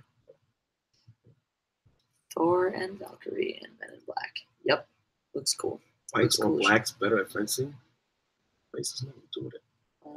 Ivan, weren't you in the 2012 Olympics? No, I was in the 2004 Olympics. By 2012, I was already retired. I retired in 2008. I moved to 2014. Can you swing your sword? Mom loves you. We already said that he's not going to whip his dick out on the live stream. Stop asking. What's wrong with these people? Oh my gosh. I'm an athlete's too. Athlete's foot, that is? Okay. That was a good one. That's funny. Athlete's foot. Oh my God. Come back to fencing, Ivan. Like Johnny returned the car. I will be coming back to fencing in veterans when I turn 40. I will be competing in the veterans. I have not been secretive about that. I have every intention of fencing veterans when I turn 40. Lobster 11. My goal is to be veteran world champion when I hit 50. Lobster 11 says, welcome to internet trolling. Okay, thank you. And I will definitely be competing again. Although it won't be the same as when I was a kid, but definitely going to try to do it. There's someone talking about a Men in Black and 22 Jump Street crossover. Thoughts? Jonah Hill and Channing Tatum chancing aliens. I would be about that. I would be about any more 21 Jump Street because 21 Jump Street was the shit and the sequel was just as good. So I would be about that. I thought it was 20. It was 22 Jump Street. It was 21 Jump Street. That was the sequel. The sequel was 22 Jump Street. Which they moved across when they were football players? When they infiltrated the college. College was 22. 22. High school was 21. I like and the college. 22 was when he dates the chief's daughter. Yeah. Yeah. That's funny. They were college, and the drug dealer was actually the roommate. Yeah. Yeah, of the girl. Would you like a funny. What is cookie? It's a cookie. Oh no thanks. You want a cookie? Oh, I'm kind of like tasting this and I Whatever. like mixed taste there. I'm a little picky about that. You're eating slowly. Okay. I'm a notoriously slow eater. Anyone who knows me knows that I'm notoriously slow eater. Channing Tatum at 22 Jump Street. That was funny. Yeah, I hear you have to invent your own moves to fence. You don't have to invent your own moves, but if you do something well that no one else does, it helps. You have to have your own style, though. Yeah, I have my own style. I think every I used to flunge a lot. Flunge, a flying lunge. It's when you just leap into the air, like just jump in the air, and that long wingspan. So I would just fly at people. And they would die. Then I got old and I can't do it anymore. No airtime. My little one makes people cry now. It's funny. When is the last time you had long hair? Who are you talking to, Tight Ball? Her or me? Me, never. It's never been past my shoulders. Yeah, me is. I mean, I just got a haircut before I got here, but my hair doesn't go out that much. About as long as you see my facial hair, that's about as long as my hair. Never really had long hair. Mm-hmm. Everything gets a TV show these days. That is true. That's true. Everybody named Mama get a TV show. I remember the show 21 Jump Street. Yes. Oh, let me see. Hold on. Johnny Depp.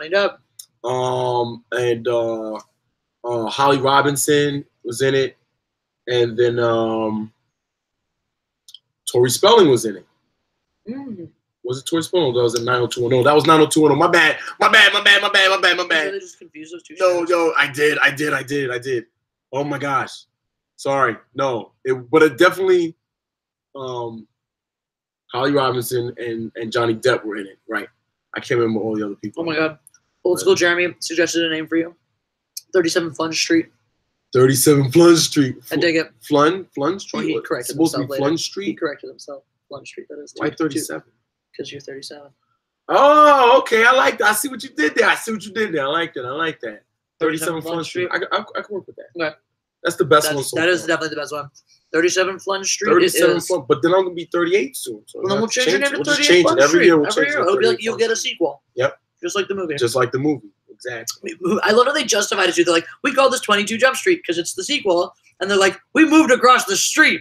Now the police office is at 22. That was so good. Oh my god. Also, best line of that movie is when they walk in and his office, Ice Cube's office is the big square. Yeah. They're like, oh, it's like a giant cube of Richard ice. Grieco, yes, exactly. He was Booker. Mm-hmm. That's funny. I like that show. I thought it was a good show. No more green. Speaking of which, did you see the Epe rep, the newbie guy who looks like Hipster Jesus? Yeah. Hipster Jesus.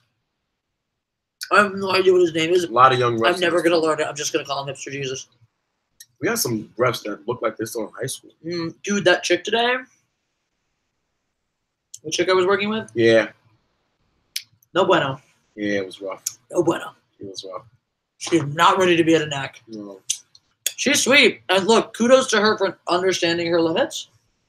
But, like, I mean, that's a huge thing to be able to be that self-aware as a referee to be like, Sure. I'm fucking up. Like, I'm not. Most young referees come out to their first match and they're like, I'm the greatest. Validate me. Tell me I'm not doing as poorly as I think I'm doing. Yeah. She was just not confident. I'm like, I mean, that's good. It's good that you don't know that. It's bad that you're working a national event and you're not confident in Y12. Yeah. That's bad. That means you ain't ready to be here. You should be more confident, especially with kids. Yeah. No, it's real bad. I made a fortune cookie there because I can. Whee! Speaking of Holly Robinson, she married a football player named Rodney Peete. He was a quarterback. I saw a picture of them recently. And she still looks good. She still looks like young. They've got to be in their late 40s, early 50s. There's no way they're younger than that. But she still looks really, really young. She aged very well. Yeah, for her. King X, no. That's all you need to know. Casey Anthony was going to get a show at one point. That's funny. Alright. So, we have been at this for a good long while now. Dude, Emily Blunt, the movie was called Edge of Tomorrow. Tibble. The tagline was "Live, Die, Repeat." The movie was Edge of Tomorrow, and I agree. It was a really good movie. It was actually an excellent film. Why did you say you right there? Because that's me. They can't see that. That's just my bad. letting me know that this is me, and there's no one else that I'm talking to. It's just me. Oh, okay. See? I see. Here we go. Jesse, I forgot to say, I got a vanilla ice cream cake tonight by happenstance. No ovens involved. Lol, it's my dad's birthday. He's 56. Cheers to your dad. Happy birthday to Jacob Stab. And thank you very much for not being anti-Semitic in your baking of a cake. Ooh, this will be an interesting issue to discuss real quick. So what he's referencing here is a woman in Oklahoma got fired from her job as a meteorologist a couple weeks ago because they do these the little brain teasers, the little word puzzles, and they'll hold them up for each other on air. And so the viewers can try to guess what it is, and the other anchors try to guess what it is and stuff. So she held up a sign that was it was the word "there" THERE with a noose hanging off the T, and the puzzle was "hang in there." Hang in there because it was the noose inside. It was there. in the there. Yeah, so hang in there. Hang Inside there, so hang in there. So hang in there, right? Wow. And that was on live television. Yep. She got fired. And she got fired. Because nooses are racist. I didn't know nooses were racist. Are nooses racist? Well, it's what nooses. I understand the history. I understand that. Yeah, I mean. But is the image of a noose itself, by itself, without context, inherently racist? In theory, no. But once you talk about, you know, if you're somewhere else around the world, it might not mean as much. But in America, in the United States of America, any noose? Really? It's tough. Yeah, it's tough. It's tough to put it out there without people immediately going there. I struggle with that though, because the noose as a piece of iconography has so many different places in American history. True. How many Wild West films do people get hanged? That's true. Is that an intrinsic part of Wild West films, which is an intrinsic part of American culture? And in those situations, it's not necessarily a race issue. I guess. And so that's what I'm saying. It's like I understand its relationship there, but it in and of itself does not for every person immediately speak to racism. That is true.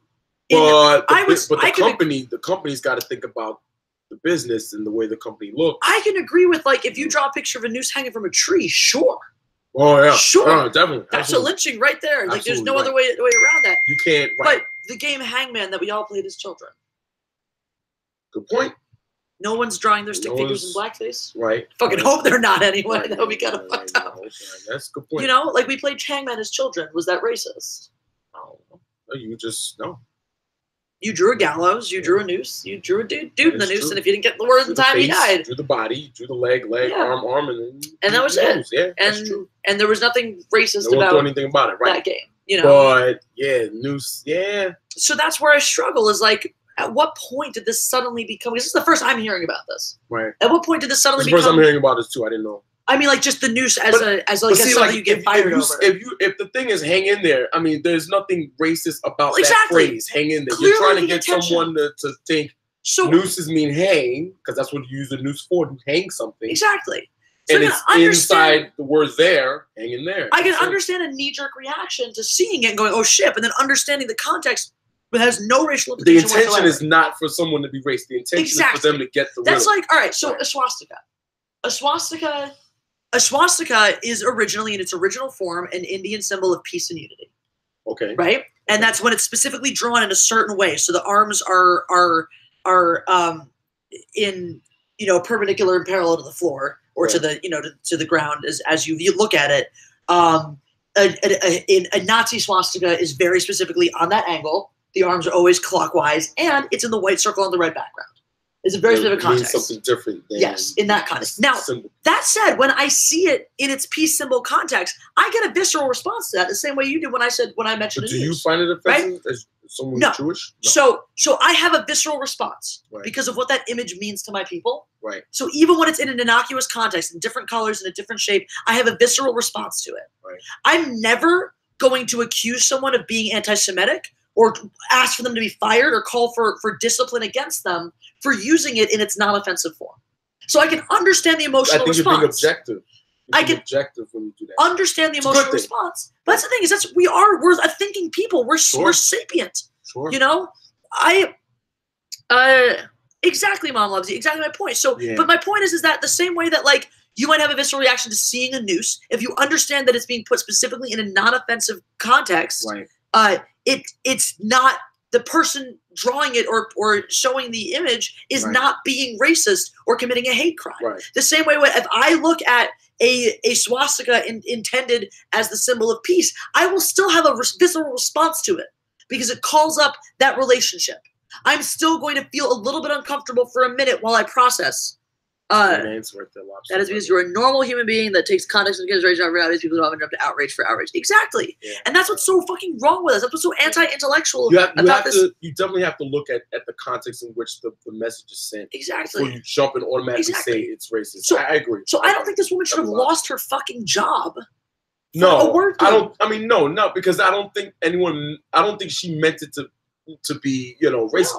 No. But then you got to look at it from the company's No, I don't mind. If they're getting backlash and they think they're going to lose ratings. Well, there's also also a huge petition to have her reinstated at her job.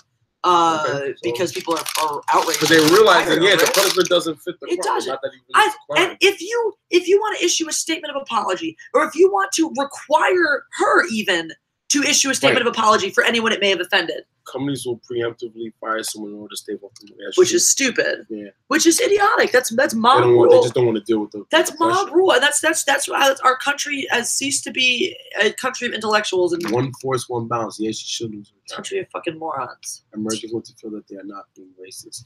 Where I'm from, we don't care. You'd be regarded as crazy for talking this much about this nonsense. Oh, look at my fortune. It says humor is best weapon against sarcasm. Laugh at it. Sounds like what I do with my life. I don't care about racism or anything else, really. Okay. You don't have to. It's a free fucking country. Americans want to feel that they are not being racist. Where I'm from, we don't care. You'd be regarded as crazy for talking as much about this. Captain of Bill 7. This is why aliens would want to attack us, especially when it includes Thanos. Fuck, if I were Thanos and I discovered Earth, I'd be like, y'all are gonna go. Fuck that 50%. I'll use that. I'll use your expense to save an entire other race that's more worthy than you. I'll snap my fingers. You're all gonna die. Fuck you, humanity. Humanity's so stupid. Racism, sexism, words have lost a lot of meaning lately. I agree. I really agree with that statement. Is when you everything, it's just this casual term, and you're seeing it with Nazism now too. Oh, you're a Nazi because you said this thing, this one little thing that had nothing to do with world domination or bigotry or exterminating a people. You're a Nazi. Like, no, you lose the potency and you lose the understanding of what these terms actually mean when you throw them around so casually. You know, when a man saying, I don't want to see Captain Marvel because I don't like what Brie Larson has said is sexist, then you're devaluing and you're distracting from actual sexist problems that happen in our society. So it would be great if you could wish me happy birthday. It would make my day. Happy birthday. Who says? Oh, the D-Money Show. Happy birthday, D-Money Show. Happy birthday. Happy birthday. Hope it's a good one. Hope you're having fun. Hope you're doing something before or after that's more fun than just watching my live stream. Not that I'm not a party in and of myself. Yeah. Do social justice warriors. Oh. That's fair. Mom loves you. However, there are plenty of Republicans who are essentially NPCs in their own right as well. People who ascribe to hard party lines are not intellectual because they refuse to think for themselves. They just toe the line and refuse to speak one or the other. I won't identify with any particular political party because I don't want to be affiliated, because now it's all or nothing. I don't want to be affiliated, and I never have actually. Even before all this crazy madness, I have always registered as an independent. I have never and will never register with a political affiliation unless I'm like running for office or something like that. But yeah. There's over 7 billion people on this planet. Every single word we say is offensive to someone somewhere. People should not lose their livelihoods and have their families suffer because I don't think that, I mean, look, you put a noose inside the word there, they're trying to get you to say hang in there. I don't look at that as something like that's, you know, they're trying to attack the black race or anything like that, or take a shot. I don't think it's that serious, but, you know. But I do also understand that, like, some companies, you know, a lot of these companies, they will saw off any part of their organization to preserve the company's image. And once they think or feel that there's going to be a certain group after them, or they're going to lose business because of that, they quick to cut people off. That's right. Just, you know. I know, like, with my day job, you know, I work in law enforcement. I said, with my day job, there's certain things I just can't say or can't do because I already know, you know, you just know how your job's going to handle it, you know. I've been accused of being unprofessional for all sorts of reasons.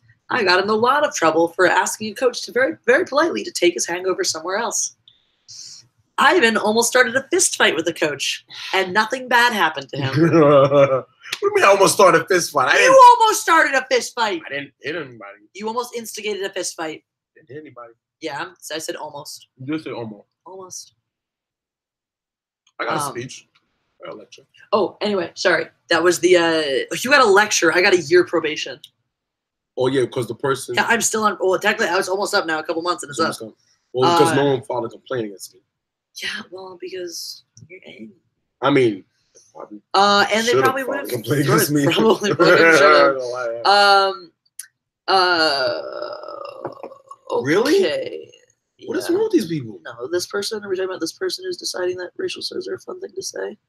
Yeah, that person's gonna go away. Goodbye. Bye, that person. Yeah, you don't get to be here if you're gonna say stupid shit like that. Yeah, like come on, bro. Fuck you. We don't do that. We don't play those games. All right, don't be an asshole. This is my guest on my goddamn live stream. You don't be a fucking asshole like that. You want to be a fucking asshole like that, you get the fuck out. No tolerance for that bullshit. There's trolling, and then there's just being a fucking cuntwad. And you don't get to be a fucking cuntwad to my friends when they're on here. So, you want to be a dick to me? You want to say shit to me? You go for it. You don't fucking talk shit to my friend. You should have known better. I mean, look, if you're still listening, you should have fucking known better. You guys saw what I did to the bitch who talked ill of my friends on her goddamn tiny ass little channel. So I got my friend sitting right the fuck next to me, and you want to be a fucktard like that? You can get the fuck out and die, as far as I'm concerned. What? I won't talk shit to my friends like that. Sorry, you don't. You just don't do that shit. Fucking kill yourself. Alrighty.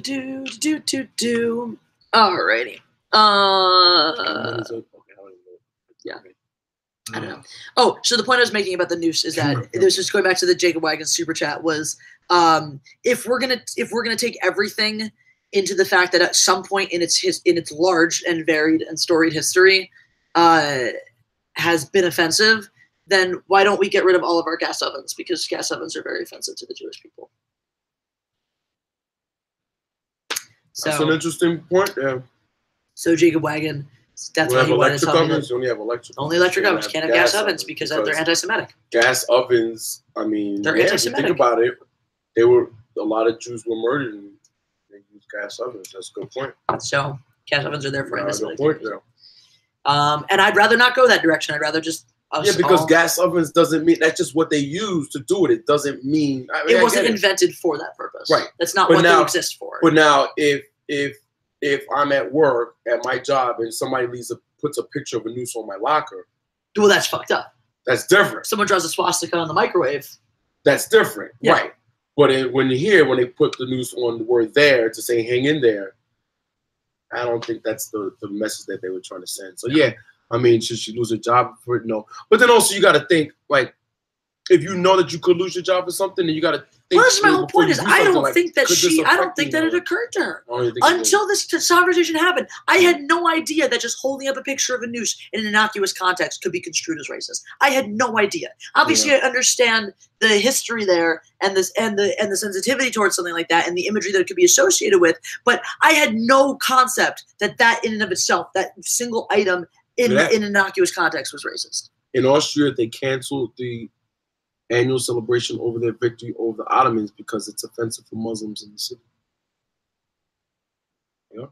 But blame the individuals, not the idea.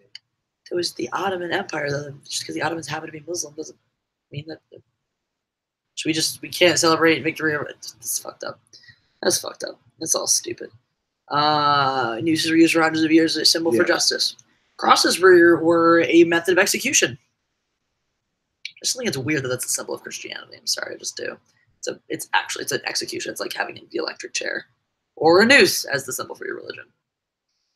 It's the same thing. Anyway, so yeah, no, Jacob Wagon got an ice cream cake, so they didn't have to use his gas oven and therefore be offensive to the Jews.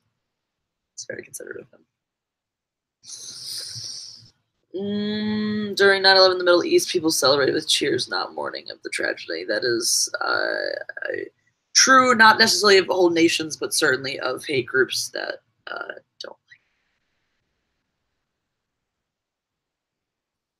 You know, when I was on the national team for about 10 years, from 98 to 08, exactly 10 years, exactly. There were times when I was mistreated in other countries. And it was almost always because I was American, not because I was black. I don't ever remember being mistreated because of my skin color. No. Ever. I can't. As a fencer, I don't ever recall going to another country and someone mistreated me or saying something out of pocket to me because of my skin color. Ever. Because I was representing USA, absolutely. Sure. Absolutely. Fuck the US. Especially when certain people were in office, and you know, and the political climate wasn't favorable for us, definitely. but not because of my race. Can't remember one time. I experienced racism in the U.S. Tons of it. You know what's funny? When I went to Poland, 2001, so that's what, 18 years ago. They had Junior World Championships there. I actually came away with a gold medal and a silver medal. Silver in the individual, gold in the team. And the kids, when I was fencing in the individual competition, they brought some kids to the World Cup as like a school trip, and they came to watch us compete. Cool. There's a bunch of little Polish kids, and I dyed my hair blonde before that competition. I was in college. Yeah, I was crazy. So I dyed my hair blonde, and I had my country's colors on my lame. So it was red, white, and blue on the back of my lame. So the white hair going at the red, white, and blue. I had like these blue and red sneakers. I was like all decked out, different colors, and the kids, when I was being announced to go into the finals, all the kids that were there, the little kids that were there, I guess if you're 4 or 5 years old and you're Polish, you've probably never seen a live black person before, right? Maybe just on television, maybe in heaven, but yeah, we're a lot of black people in Poland. Nope. So I'm probably the first time they ever seen a black person. So what ended up happening is, as I was walking through the crowd, all the little kids kept reaching out their hands. So I was like, I don't want to be mean to the little kids, right? So I started giving them high fives. But they grabbed my hand and they wanted to rub my arm. Oh my God. Because they had never seen brown skin before. I'm not even joking. Yeah. And so they were looking at me. It was like, I was like, okay, so I just left my hand out so they could rub my arms. I figured, I don't want them to think I'm like some crazy animal or something, right? So I figured, let me hold on my arm, and I let them rub my arm, and they were rubbing my arm, and they kept saying this word, and I was like, I asked the guy, what are they saying? They're saying the word for brown in Polish. It was like, brown. It was like, really nice. So they rubbed my arm, and it was like, they were so fascinated by my skin color. Wow. You know what's crazy? These kids cheered for me every single time I went up to the trip. It was crazy. Like, I'm going up against people from other country, and every time they say Lee, USA, all the little kids like, they would cheer for me. I was like, I get my own fan club in Poland. This is great. That's awesome.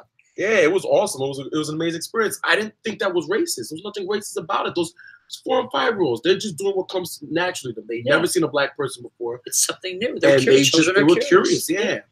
See that though. That's the thing is in this country that would be looked at as racist. Yeah, and it's not. I did not feel that I was being attacked because of my race, which is ridiculous. I just thought that there was a bunch of kids and I took it into consideration. These 4 and 5-year-old Polish kids have probably never seen a black person live before. It's the first time they've ever seen it, maybe on television, but never live. And they see one live in a person. I don't want their first impression of a real life black person to be a bad one. Here's my arm, go rub it all you want, bro. And they cheered for me the whole way through the competition. Really sweet. Yeah. Oh, good night, Loster 11. Oh, someone wanted to shout out for their birthday. By the way, it looked like Yofki. I don't know if I'm pronouncing your name at all right. 19 years wish old. Me happy birthday. I'm 19 now. Hooray for you. Happy 19. Happy 19. Anna's live, Jesse. All right. Well, that sounds like a good time for us to call it a night then. You guys should all go over and check out Anna's live stream. I may or may not pop in on that one. We'll see. It's really not racist. It's just wondering off for a person card. Yeah, there you go. It's like if you see a ridiculously tall person, you're going to be like, oh, you're like, really? Wow, yeah, you're going to look up. Yeah, like Sam. That's what it is. Sure. Absolutely. All right. Yeah. So we're gonna we're gonna call it an evening. Thank you guys so much for tuning in. Thanks. I hope you guys enjoyed meeting Ivan, or as we call him, 37 Flunge Street. 37 Flunge Street. Soon to be 38 Flunge Street. Soon to be 38 Flunge Street, guys. It's been a while, man. Get the old body moving. Oh, good night, Spooge Cat. All right, guys, that Star Wars Girl is live right now, so you guys should all go over and check out her live stream. That Star Wars Girl. I feel like we know each other, old school Jeremy. I know we know each other. I want to know who you are. We'll find out who you are, old school Jeremy. Figure it out. You're definitely a fencer. You know them impeccably dressed. You know, I know you're a fencer. They did mention the saber. Yep. All right. All right. Good night, Jesse and Ivan, not Ortega. Yes, correct. Ivan, not Ortega. Ivan Lee, in point of fact. All right, good night, guys. 2 Ivans in this community, and not one of them is Russian. Yeah. I also do know a Russian Ivan. I know some Russian Ivans. I know a Russian Ivan. I know this Ivan. I know Mexican Ivan. My last name is Lee, and I'm black. All right, guys. Good night. Thank you for joining us. Like I said, go check out that Star Wars Girl. She is live right now. Say hi from me. Maybe Yeah, I'll see Nick, good comments, man. Nick, thank you, Nick. Nick, Good yes, Nick Ivan is 37 Flunge Street. Eat it. Yeah. Ivan Drago. I must break you. I must break you. 37 Flunge Street. All right. Good night, guys. Bye.